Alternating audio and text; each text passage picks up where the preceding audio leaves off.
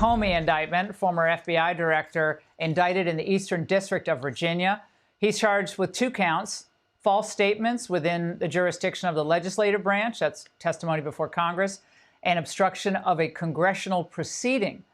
The indictment states, and it's only 2 pages long, that Comey willfully and knowingly, that's the intent standard, made a materially false, fictitious, and fraudulent statement in a matter within the jurisdiction of the legislative branch of the government of the United States by falsely stating to a U.S. senator during a Senate Judiciary Committee hearing that he had not authorized someone else at the FBI to be an anonymous source in news reports. That was regarding an FBI investigation. Congresswoman, this is big news. Many of us expected it. I think it's long overdue. But nevertheless, a lot of your colleagues tonight are them accountable, and they chose not to. So I'm glad that the Department of Justice has the backbone to actually bring a 5-year charge, potentially if he's charged with the 18 U.S. Code 1621. I think that that's a statute for perjury. What he did was wrong, and I would argue that what he did is largely also responsible for breaking ties that we have with foreign governments. So this guy's a crook. He's a criminal. He belongs in prison. I will firmly back the administration, and it's time that Congress stop talking about it and actually do it. We're in the majority. We need to act like it and back up the president. Well, Charlie, over the years, Comey has had some very high-powered attorneys.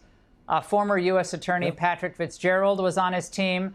Ever remember, he went after Martha Stewart, Conrad Black. I mean, I have no use for him whatsoever.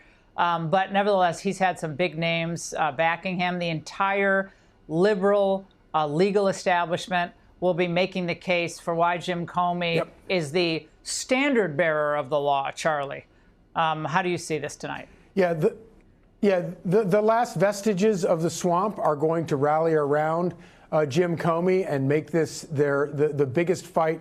You think that the swamp cares about voters or Democrats or anything? No, this is who they're going to rally around. And it is true that Donald Trump is the poster child of a weaponized judicial system, but he's the victim of weaponized judicial system. He is the poster child as a victim of this. And there is no person in all of government who is more singularly responsible for that weaponization against Donald Trump than that man right there, Jim Comey.